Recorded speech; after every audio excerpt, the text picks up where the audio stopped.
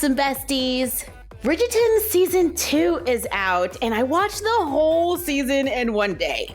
For the architecture! Totally not for kids. But I just love the rooms and the clothes from the Regency era. So if you're not feeling Bridgerton, we can just say it's Jane Austen inspired. So we can get crafting on our second inspired room. I'm using foam board because you guessed it, this is a hidden doll room. If you do not wish to use foam board, you can always use cardboard instead.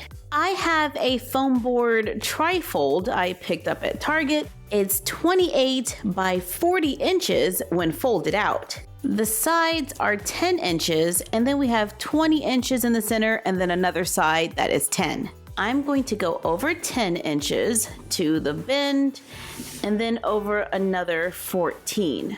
Then go up 13 inches, giving me a 10 by 14 inch corner room. I cut a 13 by 14 inch rectangle for another wall. I cut a 10 by 14 inch rectangle for the floor and a 14 by 14 inch square for a floor extension. Normally, I would have connected these, but I decided to make them separate today because we might have some wall decorations that could get in the way. I want another wall, so I cut a 13 by 14 inch rectangle from a scrap piece of foam board. Let's draw an archway and cut it out.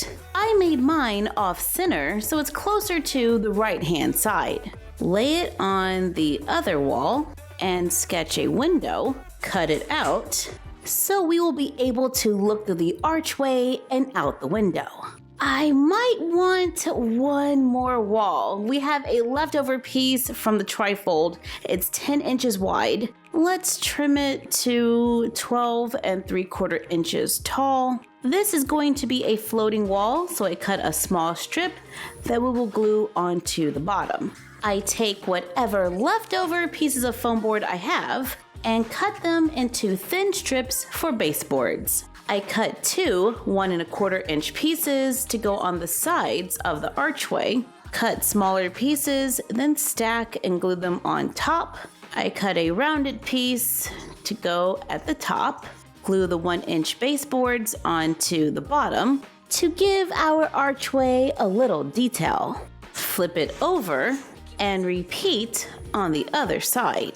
I have so many layers, it can pretty much stand on its own. This is the wall with the window. Take the cutout and cut it into 1/2 inch strips, glue them around the edges, cut clear plastic from packaging, tape it to the back, glue thin strips of foam board on the front to finish the window.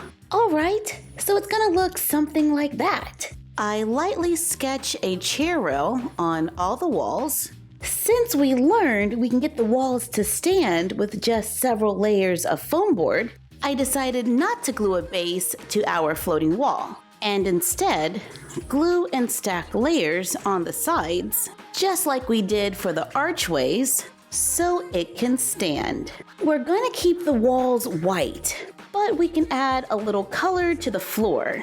I'm using a dark wood print scrapbook paper to glue onto the floor. Glue the wall with the window onto one side of the floor, then the 10 inch side of the wall that folds onto the other, creating a nice size space with the floor extension. My lines don't match up. But we are going to break up this space with the archway. I glue it onto the floor a little away from the edge to make sure the side wall can close. Glue on the baseboards, leaving a little bit of space so the floor can fit underneath them, leaving a little space at the corner so the wall will be able to close. Oh wow, it's coming together. I'm loving all these angles and corners. We're gonna have a lot of fun with light here. On the show, I loved the scenes with hallways, which is what we're trying to capture here. The layering of the foam board is adding so much to this space. We could use more foam board for the chair rail on the wall. That's an option, but I want to use our silicone molds. We used these in our carousel video, and now I'm going to use them to add some details to our walls. I used hot glue. It's inexpensive and fast. However, you can choose to use whatever you like. I do get quite a few air bubbles with the hot glue, but I think it should work.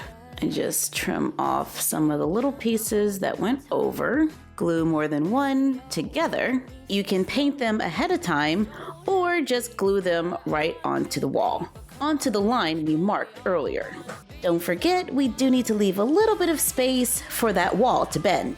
Since it's made out of hot glue, it's pretty easy to cut, so we can fit it around the room.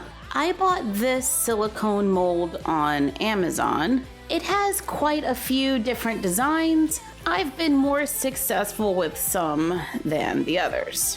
This one I found at Michael's. It was in a cosplay craft section. All of the molds work pretty good. I got this one on Amazon. It's pretty intricate and it was listed as cake decorating supplies. Let's see how it turns out. Oh wow, not bad. I definitely missed a few spots, but yeah. Begin gluing them onto the walls to make a design. I might have gone a little overboard, but the walls are really the main attraction of this room, so let's keep going. Let's go over it with a little acrylic paint. I'm using white because I want it to kind of blend in a little more. It does take a minute to get into all of these tiny little spaces, but it really does change the overall feel. Oh wow, I love this so much. This is exactly what we were going for. Now we just have to add some lights. I have a light shining behind this little wall. Place another one outside the window. Put our false wall or a little floating wall right there on the side. And we've got a picture-perfect background for our doll photos. Let's bring in a doll. Oh wow, yeah. Even though everything is white, the backdrop has a lot going on. All of the walls and window allow us to play with light. And since this wall is removable, we can open up this space for a larger scene. Add some furniture, like the desk from our dollar store crafts video, a plant, and a rug to create a livable space for our dolls, showing that this is a versatile space where we can have a lot of fun. And it folds up for easy storage. And we can put the floating wall on the side to extend our rooms. Overall, I am very happy with how this room turned out. Thank you for joining us while we made a Bridgerton or Regency era inspired room. Like, comment, share, and subscribe. Don't forget to ring the bell and follow us on Instagram at MyFroggyStuff, the Frog Vlog, and Bella of MyFroggyStuff. And we will see you next time.